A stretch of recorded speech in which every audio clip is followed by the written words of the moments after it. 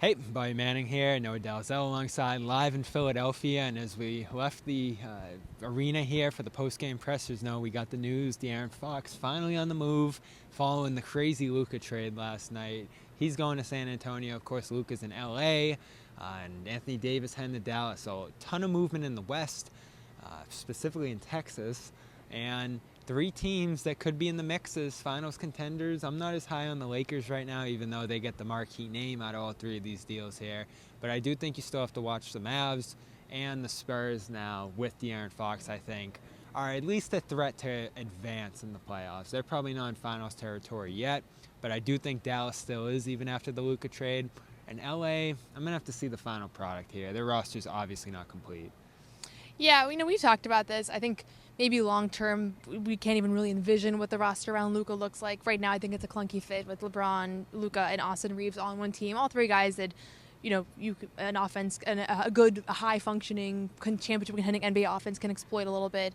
It was obviously shocking. We've talked about it quite a bit. On the De'Aaron Fox news, I'm just kind of glad to see him out of there. I felt like that situation was getting a little bit stale, and the Spurs are really fun to watch, but they just didn't have enough. So I don't know that they become, one of the top seeds in the West, but they certainly benefit from his presence, somebody that can go off for 40 on any given night. And they just needed another guy. They needed another guy outside of Wemby, and I think they have that guy now. I think I emphasized this earlier, and I know you like the return too initially. I think the Mavs can return to the finals with what they have now. It's not going to be easy. They're going to have to rely on three guys who are over 30 and are probably past their primes, and all three of them have dealt with injuries as well. So there's an availability factor and a consistency factor with those three guys you're going to be looking for here that you had to worry about a little bit with Luka, but you knew you were going to get your 30, 10, and 10 at the very least when he was available. And he can win any playoff series. That's what I always said about him.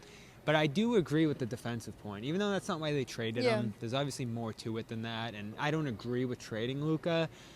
They are a harder defensive team now with Davis in the middle. I almost feel like his impact, especially on that end where he does have a case for Defensive Player of the Year, goes underrated. And he's 25 points a game, too.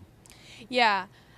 I don't know that I want to stand by this, but I almost feel... I'm standing by it. No, you don't even remember. I almost feel like the Celtics versus the new-look Mavs in the finals would scare me more than the old-look Mavs. I mean, Luka's struggles were a big part of that series. Yeah, and again, it's one series, and it doesn't mean the same outcome would happen, but I find Anthony Davis to be one of those players that can just be so imposing that, especially right now, I don't know that they have the perfect answer for.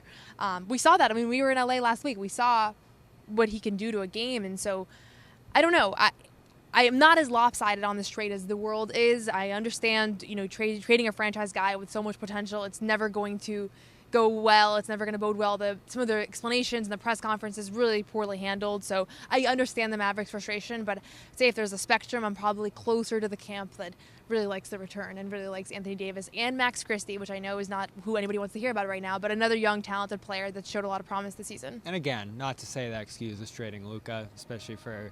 And the way they did it, too, is really, it's going to be tough for any normal fan to process. Vague reasons right now, too. We don't have a ton of substantive reasons beyond maybe the contract and Nico Harrison saying that was going to get tumultuous this summer, which is vague in itself. But there'll be plenty of time to digest that. A lot of shock from the Celtics here today. Al talked about it. You can check that out on CLNS Media. Plenty of trade discussion to come the rest of this week. We're days away from the deadline on Thursday, and all of this has happened already. You can go check out Yabusele in full, our reaction to the Luka trade from this morning with Gary Washburn, as well as our post-game show here from Philadelphia. And that's our last word here from the Wells Fargo Arena. Celtics will be back here in a couple weeks, but first they head to Cleveland for a marquee matchup with the top-seeded Cavs. We'll be there for that. Noah Dalzell. I'm Bobby Manning. We'll talk to you over there in Cleveland.